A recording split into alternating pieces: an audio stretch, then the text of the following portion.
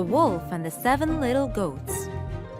Once upon a time, in a distant, peaceful land, a mother goat and her 7 adorable children lived happily in a cozy cottage near the forest, where laughter and love filled the air. One day, the mother goat needed to fetch vegetables from town. Before leaving, she warned her kids about the big bad wolf lurking nearby. "Dear children, I must go to town. Remember, never open the door to strangers, and beware of the big bad wolf. He won't spare you if he comes." The 7 little kids responded harmonically, Yes, Mother. With a warm hug, the mother goat departed. Meanwhile, the hungry wolf prowled around the cottage, drawn by the scent of the little goats. He approached and knocked on the door. "Open up, my darlings. Mother is back," he growled in a rough voice, but the 7 little goats refused to open the door, recognizing the wolf's deceit. You are not our mother. Your voice is harsh, while hers is soft and sweet. Disheartened, the wolf searched for a solution. He spotted a house with helium balloons nearby, and an idea struck him. Inhaling helium, he returned to the cottage and knocked again. "Open the door, my sweet ones. Mother has returned."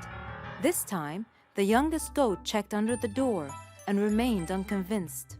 You're still not our mommy. Your feet are dark, while hers are white. Determined to deceive, the wolf covered his dark paws with white flour from a nearby bakery.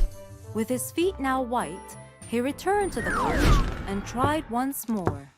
"Open up, my darlings. Mummy is finally home, and she has gifts for each one of you." The wolf mimicked the mother goat's soft voice. The wary kids requested proof. Show us your feet. Seeing the white feet, they believed the wolf was their mother and opened the door eagerly. But their joy turned to fear as they faced the hungry wolf, ready to devour them with a menacing grin. "Didn't your mother warn you about strangers? Now you'll be my supper." The terrified goats scattered inside the house, seeking hiding spots. One hid in the laundry basket, another in the oven, one under the bed, while another tried to hide in a pot. Well, the wolf found them and captured 6 of the kids inside a big bag, but the youngest, cleverly hiding in the clock case, managed to escape. Planning a grim dinner, the wolf left the house carrying the big heavy bag and headed into the forest.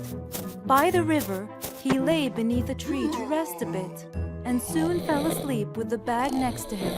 Meanwhile, the mother goat returned to find her cottage in chaos. "Oh no!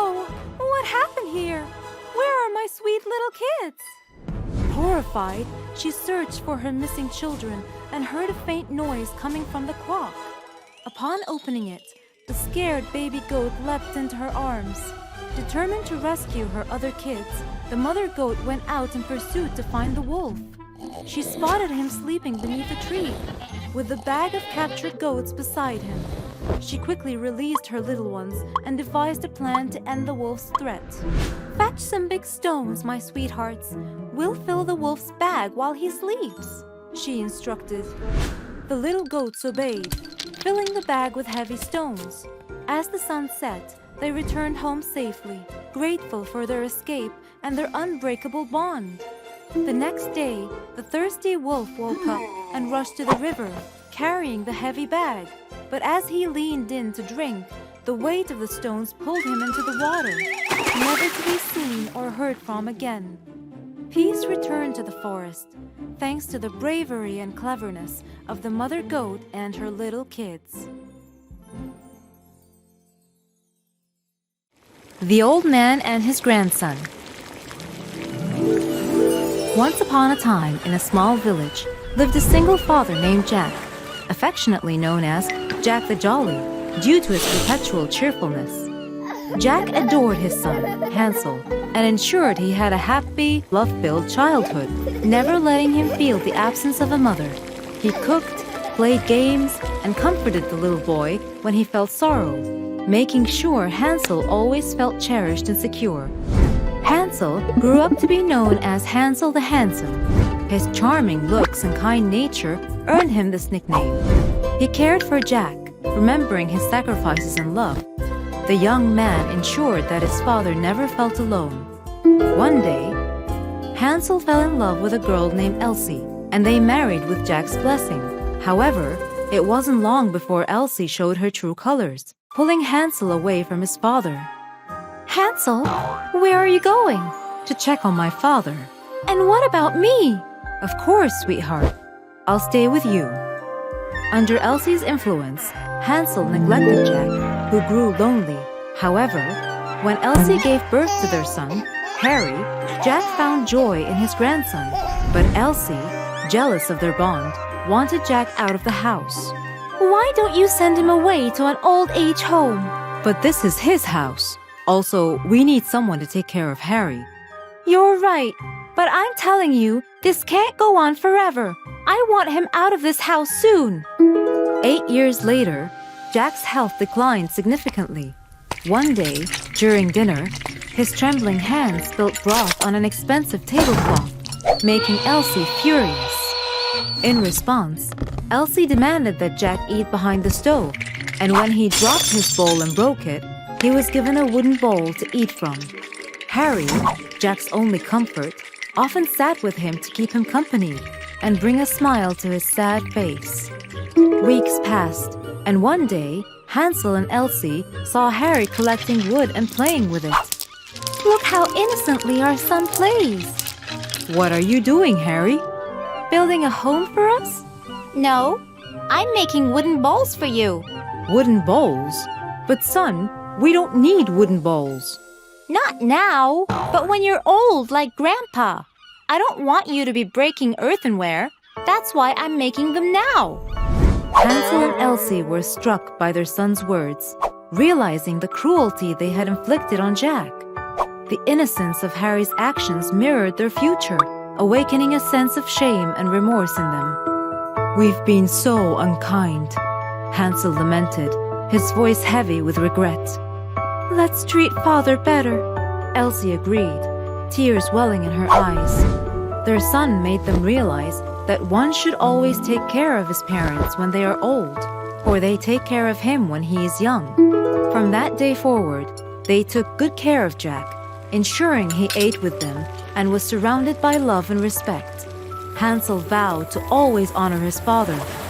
Jack's final years were filled with warmth, uniting the family once again. Little Red Riding Hood. Once upon a time, in a quiet village by the edge of a deep, mysterious forest, there lived a cheerful little girl with a bright red cloak. It was a gift from her grandmother, made with such love and care that the girl wore it every day. The cloak's brilliant red hood made her easy to spot, so much that everyone fondly called her Little Red Riding Hood. One sunny morning, Little Red's mother filled a basket with freshly baked bread, warm soup, and sweet treats. "Your grandmother is feeling ill," her mother said gently, pressing the basket into her hands with a smile. "Take this to her. It will lift her spirits. But remember," her mother added, her voice growing firm, "stay on the path and don't talk to strangers." Little Red Riding Hood nodded with excitement, promising to be careful. With the warm sun above and the enchanting forest path ahead, she skipped off on her journey, blissfully unaware of the unexpected adventure waiting in the woods. Along the way, she saw beautiful wild flowers and thought, "Grandma would love these." She stepped off the path to pick some, forgetting her mother's advice. Just then, a big bad wolf appeared. "Good day, little girl. Where are you going?" he asked in a deep, smooth voice. Little Red Riding Hood, not realizing the wolf's trickery, replied, forgetting again her mother's advice. "I'm going to my grandmother's house to bring her food. She's not feeling well." The wolf's eyes gleamed with hunger, but he smiled sweetly. "How kind of you! And where does your grandmother live exactly?" "In the little yellow house at the end of the forest." The wolf grinned and quickly came up with a plan. Why not pick more flowers? Grandma will be so pleased. Then you can take the shortcut around the trees and reach her faster. Thrilled, Little Red Riding Hood kept gathering flowers while the wolf hurried ahead to the grandmother's house. The wolf arrived, knocked on the door, and pretending to be Little Red, said, It's me, Grandma. I've brought you food and flowers. Grandmother, weak from her illness, called out, Come in, dear. I left the door unlocked for you. The wolf burst into the house, grabbed the grandmother, hit her, and quickly put on her nightgown and cap. He jumped into bed, waiting for Little Red Riding Hood to arrive. A short while later, Little Red Riding Hood knocked on the door. Grandma, it's me. Come in, my dear. The wolf replied in a raspy voice. Little Red entered, but something felt odd. At first, she thought it was just because her grandmother was sick. But then she looked a bit closer and noticed. Grandma, what big ears you have. All the better to hear you with, my dear. And what big eyes you have. She said, stepping closer. All the better to see you with, my dear. Little Red took another step and exclaimed, But Grandma, what big hairy hands you have. All the better to catch you with. The wolf roared, jumping out of bed and lunging toward her. Little Red Riding Hood screamed and tried to escape, but the wolf was quick and strong. He grabbed her tightly and growled maliciously. Yum, yum. What a feast I'll have tonight. Fortunately, just then, a woodsman passing by heard Little Red's cries and burst in. He rushed inside, grabbed the wolf, and freed the little girl. Then, with great effort, he shook the wolf until he confessed where he hid the grandmother. The wolf, terrified, bolted out the door and ran off into the forest, never to be seen again. Little Red Riding Hood hugged her grandmother tightly and promised never to stray from the path or talk to strangers again.